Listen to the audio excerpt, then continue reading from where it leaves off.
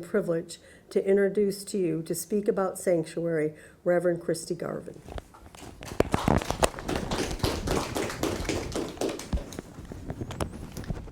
Thank you, Jane. I'm not sure all of that is true, but thank you anyhow. Yes, it is. I'm not sure why I'm speaking tonight. I think Jane, after her introduction, should be here speaking. Is it all right? No. Put it on, if you put it on the counter there instead of your pocket. This is off. No, it's this one. Okay. So when she was talking about sanctuary, I thought, why isn't she doing this talk tonight? I think you should have. But anyhow. No. Um, Joanne said, please, please, please, please, please, for the chair. As you know or may not know, when you agree to speak here on the date, they give you the topic. So I don't know that I would have chosen sanctuary, but it probably is what I needed. Funny how that works, isn't it? So you said everything I'm going to say, so it'll be fast. The last few weeks I've really immersed myself in sanctuary because I wasn't sure what to say. I wasn't getting what I needed, I guess. So I read a book, I watched some podcasts, I read some articles, all of those kind of things, searched the internet, and then really spent some time reflecting on what it means to me and my understanding. So tonight what I'm going to try to do is synthesize all of that for you with what I already know and share my sanctuary with you. In his book, Sanctuary, Terry Hershey defines it this way: everyone has a sanctuary, if only in the mind. Even if we can't say what it is, we know of its power. It's a place where we feel grounded, unhurried, and renewed. So of all the definitions I read, I like that one the best, with one exception.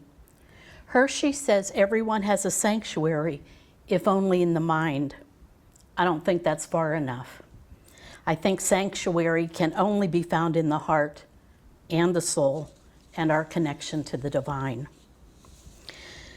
So sanctuary is a very, very old notion. And I was surprised kind of when I looked at this. Some social scientists actually call it a primordial concept. I had to look that up, by the way, which means that throughout time and geography, it's something that we feel almost instinctively. The need to find a sanctum sanctorum, or a holy place, a sacred place, a place of refuge where we can find safety and peace, is part of all of us. In the Middle Ages, you could commit a crime, run into the sanctuary, yell sanctuary, and they couldn't touch you. The legal authorities couldn't touch you. And it was highly respected. I found it interesting that one of the most dramatic sanctuary stories involved Elizabeth Woodville.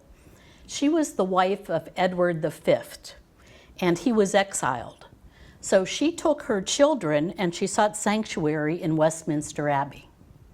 And she was there several months with her family, and she even gave birth to her son while she was in sanctuary.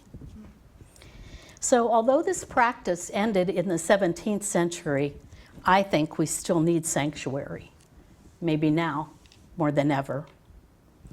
So as we examine it today, there are several forms. Jane actually mentioned a lot of it. It might mean a physical space, such as a place in nature, a walk in the woods, a bench in your garden, a rock by a stream, or maybe it's the beach with waves lapping at your feet. Maybe it's just your favorite chair by the window where you can watch the birds. It doesn't have to be in nature, although we know that nature is a very powerful healing force. It's wherever you go to treasure your life. For me, one of the places I find it is in the healing temple. Moments before the services begin, the healers sit in their benches in the quiet. And for me, I feel that that's such a holy place. And all is well in my world when I'm sitting there before the service. It's a place where I can come home to myself, It grounds me. We all know that feeling. Where is it for you? I'll give you a moment to think about it. Where do you find sanctuary? Sometimes we find it unexpectedly. Sometimes it just finds you. You know that feeling of awe and wonder that reminds you that you are at one with the divine presence. That divine presence is in every molecule of your being. You're overwhelmed with love and peace and beauty. Sometimes it might even bring you to tears. It certainly brings you closer to the divine because that connection is palpable.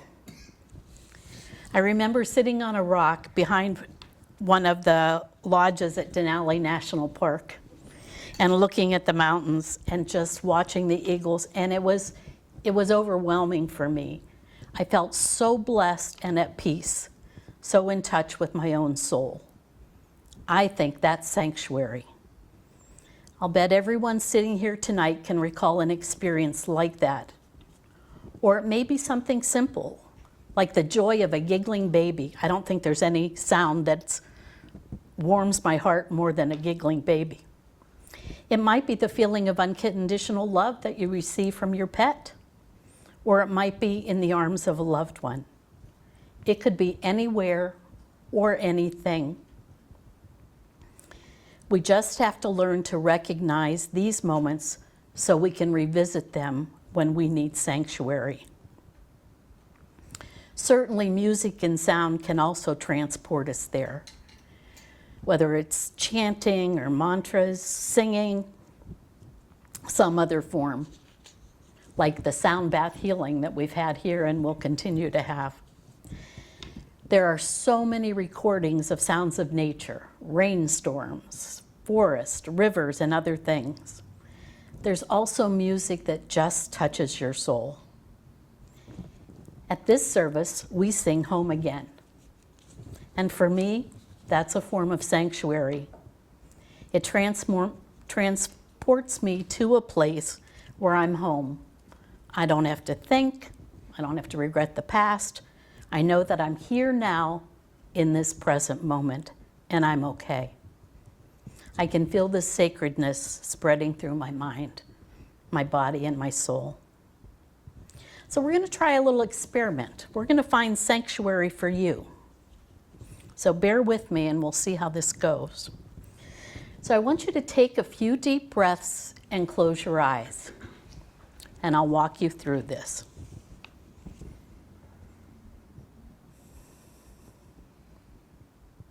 Say the word sanctuary.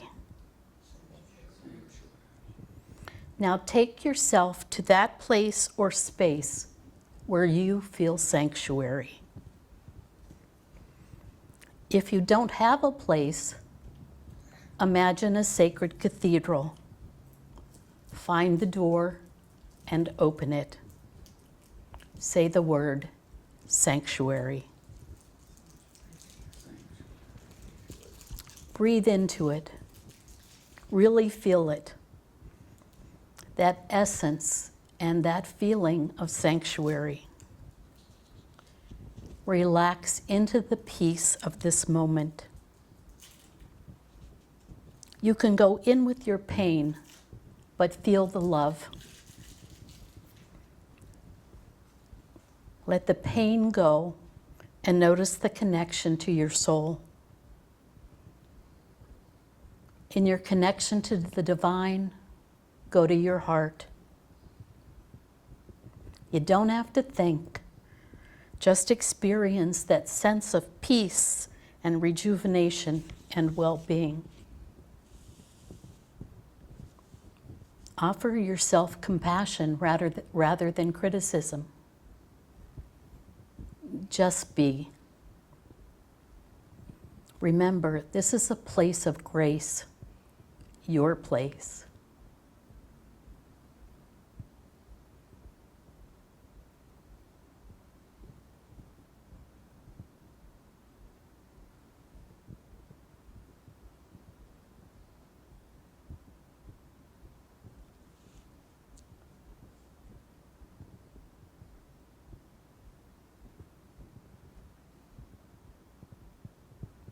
And when you're ready, gently come back to this place.